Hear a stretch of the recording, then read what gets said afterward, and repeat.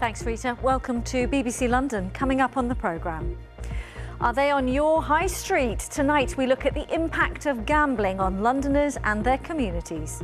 When I first started doing the gambling on the roulette, there used to be £300 spins. You could do one spin, £300. So you're talking about, I take £300 like that. That could have been one spin that I would have done it on. Do you know what I mean? So you can win big, or obviously you can lose big. In a special report, we investigate if licensed high street gambling is going unchecked. Also ahead.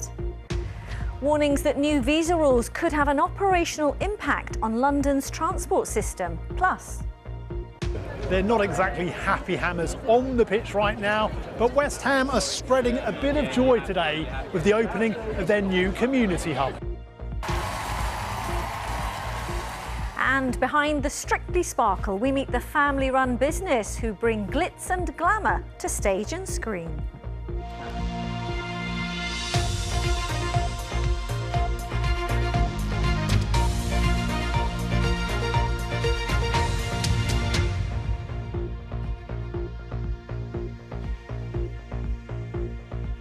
Hello and a very warm welcome to the programme.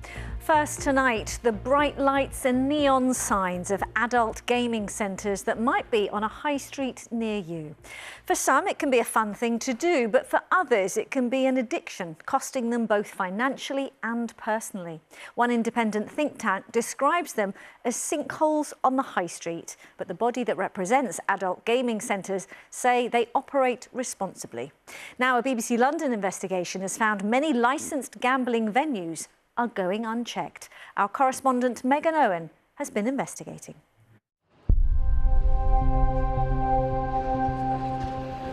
The bright lights of gambling venues lining London's high streets are hard to miss. Here in Harlesden, there are 6 within a 600-metre stretch. The borough of Brent has one of the highest concentrations of licensed premises in the country. Kester and his ex-wife Zoe, who both live in the borough, know all too well the impact of high street gambling. They met on holiday in 2005. It was love at first sight, literally. Yeah. Within a few years, they were married with a baby. But the whole time, Kester was in the throes of a life-changing gambling addiction. When I first started doing the gambling on the roulette, there used to be £300 spins. You could do one spin, £300. So you're talking about, I take £300 like that. That could have been one spin that I would have done it on. Do you know what I mean? So you can win big, or obviously you can lose big. And spending his money in high street bookies, Kester did lose big. Plunged into debt, he stole from his wife when their baby was just 2 days old. Money had been taken out of my bank on my credit card. It was like £300. So I called Kester to say, where's it gone? He swore he didn't take it, But when the fraud team got involved and they had CCTV of him, that's when he kind of came clean and said, oh, I took it. So I forgave him. That was more one time I forgave him. Kester's addiction has cost them £250,000, their home and their marriage. I said, go away for 6 months, get better and come back home. That was 4 years ago. Kester has sought help, but says the saturation of gambling venues in Brent, where checks are carried out, makes it difficult. Like, if there's bookies in literally every corner, what can you do if you've got a problem? You know? Zoe and Kester aren't the only ones worried about high street gambling venues. There are growing concerns about slot machine arcades known as adult gaming centres, replacing traditional bookies. You're much easier to find a place to go and gamble than you are to a major supermarket or a GP. We're seeing a lot of conversions of your old-fashioned sort of bookmakers, betting shops, turning into adult gaming centres or bingo halls. We just have far too many of them. In recent years, there's been a rise in the amount of money AGCs are making. Adult gaming centres are often clustered in areas of high social and economic deprivation. They're linked to crime, antisocial behaviour. They do not generate wealth for their communities. Instead, they often extract money, unfortunately, from some of the country's poorest people. They're sinkholes on the high street. BACTA, the body which represents AGCs, rejects these claims, saying they don't target vulnerable communities. Amid these concerns, though, we found a lack of inspections. Our investigation has found nearly 1 in 4 London councils and more than a third of councils in England and Wales reported 0 inspections of licensed gambling premises between 2024 and 25, well below pre-COVID levels. Hounslow is one of them. The borough has 57 of them, which is one of the highest numbers in London. And yet, in the last year, the council hasn't inspected a single one. Local councils in England and Wales receive licence fees from gambling operators, which fund inspections that ensure venues are complying with their conditions, including stopping children from entering, making sure staff are protecting vulnerable people, and checking the permitted number and ratio of slot machines. There are no clear rules on how many they should do, but councils are meant to flag rule breaking to the gambling regulator, which says without regular inspections, this is harder to identify. Brent has done 21 inspections in the last year and only found a few examples of minor breaches in recent years, but is one of dozens of councils calling for more powers to reject new gambling licences. By law, they should aim to permit the use of premises for gambling as long as they meet the licensing objectives, including protecting vulnerable people. But Brent says if they turn licence applications down, gambling firms can appeal and it can cost councils a lot of money to fight them. Our budgets are constrained. We can't afford to do that. We are trying to support our residents. We're ensuring that, we can run as a council. We can't go up against costly court cases. The body which represents AGCs says changing these laws could block investment in communities and would take away low-stake supervised entertainment from many people who enjoy it safely. James regularly gambles in Silvertime adult gaming centres on Harlesden High Street. I first started gambling about 5 years ago. I used roulette machines, casino machines, slot machines. I'll go every fortnight. Go on paydays as well. Majority, I'll be losing it, but then I'll be winning it. Try not to spend a lot of money as well and make a profit, make a little gamble. Lots of people are telling us that they think these gambling places are destroying the community in Harlesden. Do you agree? Not really, because they blame about people loitering and people disturbing people and the shopkeepers and whatnot. So as long as we don't disturb this shopkeeper, we should be all right, isn't it? In Harlesden, 2 more adult gaming centres are set to open, a Mercure Slots and a new Silvertime opposite a homeless centre, bringing the company's total to 3 within a 600-metre stretch. It's quite clear that there is some backlash. This graffiti says, "Stop promoting gambling," and further down it says, "Ban gambling in poor areas."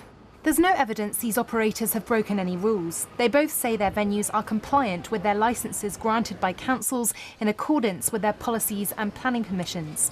And the council had to be satisfied any licence granted was in accordance with these under the Gambling Act. The government has announced plans to give more powers to councils to block gambling shops from opening and to strengthen their powers to regulate and inspect existing ones. The body which represents councils says they face significant financial pressures which limits their resources available for inspections. I accept there are gaps within the system in terms of our understanding of what's happening at a local level, and the best way of filling that would be for local authorities to do those inspections that they're funded to do. The national regulator says a lack of inspections of gambling premises is not their fault. And being kind of really blunt about it, the evidence shows that not all local authorities are taking their responsibilities seriously enough. Are you not passing the buck to local authorities? No, we're simply setting out what Parliament said. The body which represents adult gaming centres says they are safe, welcoming and alcohol-free venues offering low-stake gaming in a highly controlled environment. They are among the safest places to gamble, with experienced staff on hand to identify problems and provide support to customers. In a statement, Hounslow Council says it's committed to carrying out gambling inspections within the current financial year, and their revised gambling policy sets out how they'll expand their ongoing reactive work, investigating reported concerns. There's a real need for regulatory change and regulatory focus in this area. So I would urge the government and the regulator to work in a more collaborative way with local authorities on the ground to ensure that this problem is resolved going forward. As for Kester, he has sought help for his gambling addiction and urges others in a similar position to do the same. Speak to someone, because it can just spiral out of control. It breaks families, it breaks homes, it breaks everything. And Megan joins me now. Your report raises the question, could changes be afoot? Well, it's a really complicated subject with a lot of dense rules and regulations. And actually, along the way, there's been a lot of finger pointing. But yes, changes are in the pipeline. The government, as we heard there, is planning to introduce greater powers for councils so they can block new gambling venues from opening. This would involve introducing assessments so they can reject new licence applications if there's already a high concentration of gambling premises in one area, as they already can do with alcohol venues. The government's also considering increasing the money that councils can charge for licences, which would give councils more money for these inspections. But all this has yet to happen. And in the meantime, MPs, charities, think tanks, they're all concerned about how many of these places are on the high streets, in particular slot machine arcades, and how many are being inspected. But at the heart of all this are people and whether they're being sufficiently protected, the impact on local communities, but obviously that balance with the freedom to allow those who want to gamble to do so. OK. Megan, thanks very much indeed. That's our correspondent, Megan Owen.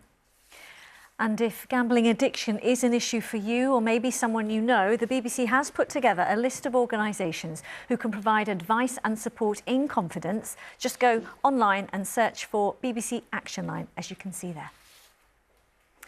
You're watching BBC London. Still to come before 7. We think we might have found the most sparkly place in Croydon. All this made in London for stage, screen and dance floor.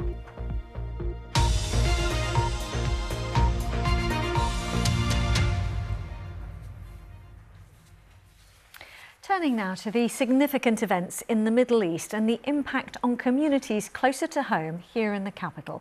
You may remember last week we reported on a woman filmed cutting down yellow ribbons symbolising support for Israeli hostages from a fence in Muswell Hill. Her actions on the eve of the October the 7th anniversary were condemned by members of the local Jewish community as morally repugnant. Here's one resident speaking exactly a week ago. We want one day to remember our hostages, our family friends. One day. Can you give us one day? But no. Well, the woman who cut down the ribbons, Nadia Yalom, a Jewish Palestinian, says she's been getting death threats. Speaking publicly for the first time to BBC London, she claimed she wasn't aware it was the eve of the anniversary and that the act was intended to highlight opposition to Israel's treatment of Palestinians. Lakshmi Gopal has more. What's your name? What's your name? Feel so proud of yourself. What's your name? The moment a woman was filmed cutting down yellow ribbons in Muswell Hill. Used to symbolise calling for the return of hostages, the ribbons were put up ahead of the second anniversary of the Hamas attacks. The woman in the video is Nadia Yalom, a Jewish Palestinian. Speaking exclusively to the BBC, she says she's since been targeted at her Muswell Hill home and gets death threats. So I'm loath to make myself the focus of this. So I will say this, ever since I cut down a handful of ribbons, I have faced a campaign of hatred against me, physical attacks, constant daily threats of rape, threats of assault and threats of death. Why did you do what you did? These people are trying to tell us that the only lives worth talking about, the only lives worth commemorating are those of Jewish people. But is that the case? Does putting up yellow ribbons mean that no other lives matter? Surely it's just a mark of those lives affected. It's not mutually exclusive. When I engaged in discussion with those individuals as they surrounded me, a mob of them, shouting at me and filming me without my consent, they said again and again and again that there is no genocide.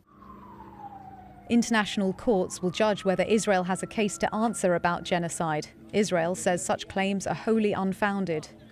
Before the most recent conflict, Nadia spent time in the Palestinian territories. She says she wasn't aware it was so close to the October the 7th anniversary when she removed the ribbons. I was not aware that it was close to the anniversary. I was not aware because if we want to start talking about October the 7th, we need to start talking about October the 6th and 5th and 4th and 3rd, all the way back to 1948, 80 years of oppression of the Palestinian people. As a member of the Jewish community yourself, can you see how some other Jewish residents in the area may have found the act of removing the ribbons threatening or intimidating. The idea that we would be centering those feelings after all that we have seen, the barbarity of the last 2 years, the horrific massacres. We should all be appalled at what we are seeing in Gaza and the West Bank and throughout occupied Palestine, not at a lone woman snipping some ribbons from a public park. Nadia says in contrast, when she saw pro-Palestinian stickers and posters torn down, she engaged calmly with those responsible. Disgusting little human being. You're disgusting. The police have deemed it a racially aggravated offence. What's your reaction to that? Speaking out against a genocide is not in and of itself anti-Semitic, and to suggest that it is in fact a form of anti-Semitism. The police told us they'll examine if the incident involved hostility towards a racial group. They're also investigating the death threats against Nadia. She says her main message is about the plight of Palestinians and hopes the focus can now shift back to that. Lakshmi Gopal, BBC London. OK, let's take a brief look at other stories in and around the capital now. A Muslim women's group said a charity run which excluded females aged over 12 could have been more inclusive. The event on Sunday was organised by the East London Mosque and advertised as inclusive, but was only open to men, boys and girls under 12. The mosque has not directly addressed the issue, but said it had a long-standing commitment to supporting women and girls. The Housing Secretary, Steve Reed, says a decision about the proposed Chinese embassy in East London will be announced within weeks. The decision was called in last year, which means approval would be given by ministers rather than Tower Hamlets Council. If approved, it would be on the site of the old Royal Mint, which is by the Tower of London. And more than 25,000 households living near Luton Airport have been warned about 5 months of disruption as the airport prepares to begin overnight works to resurface its runway and taxiways.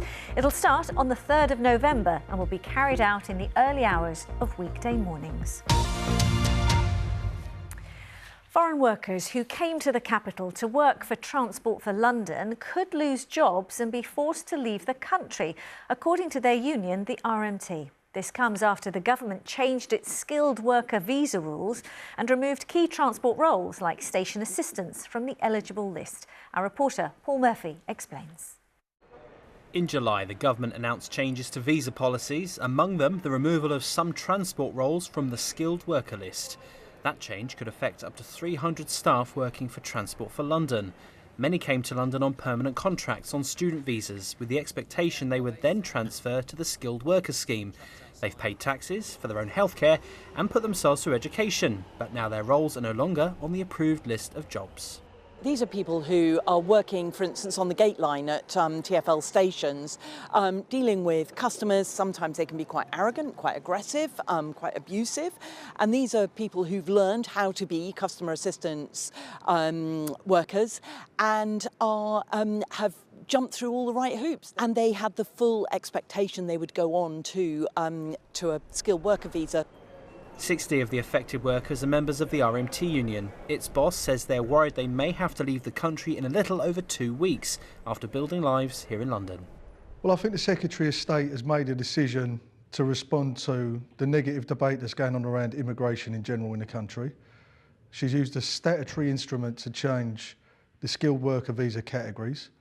That's happened within 3 weeks, start to finish. And the impact that's had on our members, who were given permanent contracts of employment in London Transport, means that they're going to have to leave the country in November. City Hall has also expressed concerns. The Deputy Mayor for Transport, Seb Dance, has written to the Migration Minister calling for a pause in the process. In his letter, he says the workers face the imminent risk of losing their employment and their right to remain, that they face immense personal hardship, and there would be operational consequences for Transport for London. The Home Office has said it will respond to the City Hall letter in due course. Paul Murphy, BBC London. To football now, and it's been a difficult start to the season for West Ham, with both the men's and women's teams struggling at the wrong end of the table. While fans hope for a change of fortunes, today the club opened a new community hub, which it says will transform the lives of people in the London borough of Newham and beyond. First team players, past and present, were there, as was our sports reporter, Chris Legg.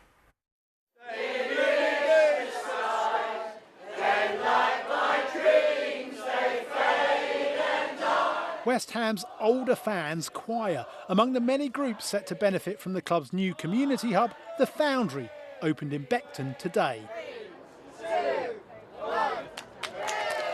A proud occasion for all associated with the Hammers. One of the strongest things about West Ham is the real community feel, the attention to detail of helping people within the community. You see girls today come in here, it's a place for them to come and play, but also can give them a pathway into things like the women's team.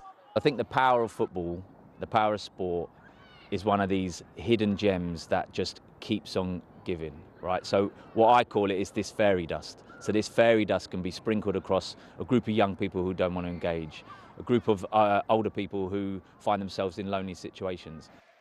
West Ham hope new men's manager Nuno Espirito Santo can bring some of that fairy dust to lift the team out of the relegation zone. The women too are struggling at the bottom of the Super League after Sunday's defeat at London City Lionesses.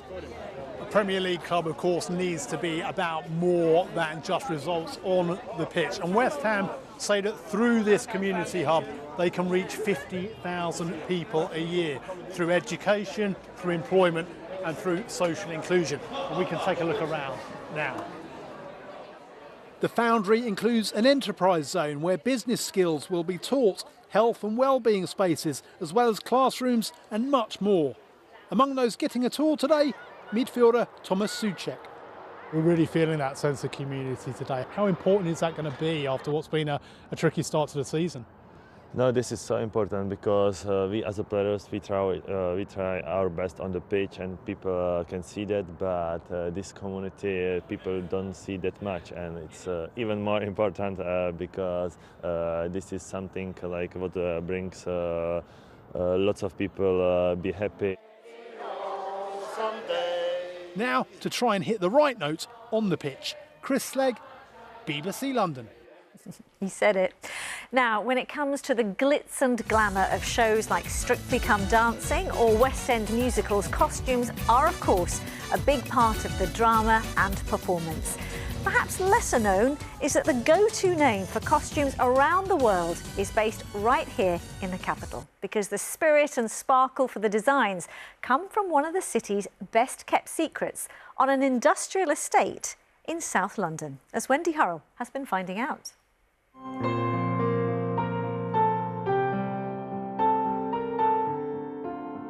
The dazzling dresses on Strictly Come Dancing are as much stars on the show as the celebrities themselves.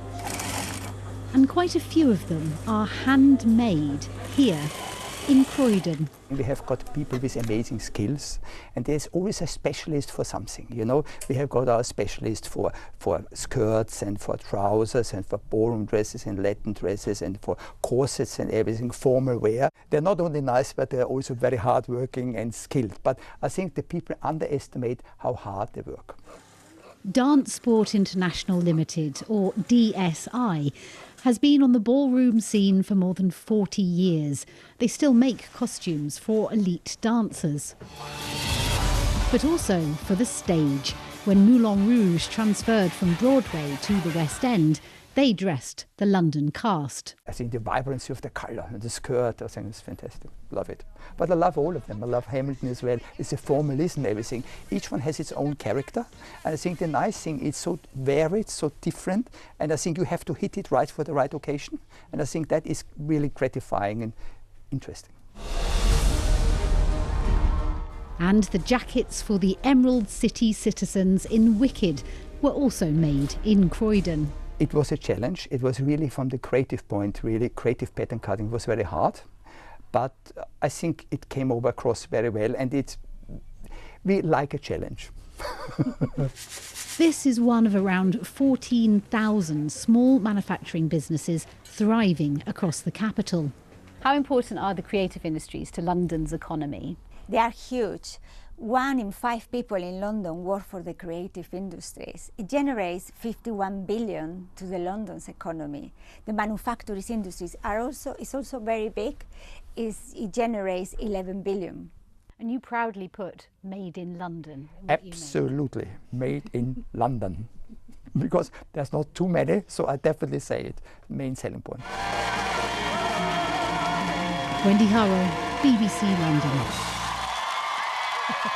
Certainly is glitz and glamour. Right, time for a check on the weather, and Jill is here. Not quite sort of sparkling sequins, more like a sort of greyish kind of week. Yeah, it's not giving strictly the weather, that is definitely for sure, Riz. A lot of cloud around for us today, and that's kind of how the rest of this week looks. So this was earlier today in Chiswick. Beautiful colours on the trees, but the sky not so beautiful, quite grey actually for most of us, as was the case elsewhere. Still very, very cloudy. We hung on to a lot of this cloud today. We didn't really see much at all in the way of sunshine. Now, as we head through into, well, tonight into tomorrow as well, the outlook is looking very, very similar, and I think it's possible we could get a little bit of light patchy rain or drizzle where that cloud is thickest. So this is how we look today. You can see where that cloud's coming from, that north-northeasterly breeze bringing in that cloud, and it continues tonight as well. Plenty of it. Where we get any clear sky, I think it's very likely we could get a little bit of patchy mist and murks, a little bit murky like it was for some this morning. Same tomorrow morning between 8 and 10 degrees. So that's us into Wednesday. As we head into tomorrow, again, you can see all that cloud being blown in on that north-northeasterly. Possibly a little bit of brightness by the afternoon, but might be a bit hard to come by. Not for everyone, certainly. Temperatures up to 15 degrees for tomorrow. So as we head through into Wednesday evening, and overnight, you'll start to see that high pressure stays with us, so it's not really going very far. It will start to move a bit further north as we head into Thursday and Friday for the weekend. That will allow a little change, this weather front, to start to move in. But Wednesday evening looks, again, quite great. Some clear sky. That probably will be replaced with a little bit of mist and murk as well by the early part of Thursday morning. So between 8 and 10 degrees once again. We've still got that northeasterly, and again, some little bits and pieces of mist and murk. Occasionally, we might see a little bit of drizzle as well, some light rain where that cloud's thickest, but some sunny spells, again, quite limited for your Thursday, as we are going to hold on to a lot of that cloud. Temperatures around 15 or 16 degrees, so more cloud being pulled in for the weekend. However, we are going to start to see a little bit of change. Some low pressure will bring us some rain by Sunday. Riz. OK, Jill, thanks very much. And that's it from us this Tuesday. Always great to have you with us. Lots more on our website and social media, including, if you missed it, don't be alarmed, but find out what the Screen Club was on Primrose Hill at the weekend.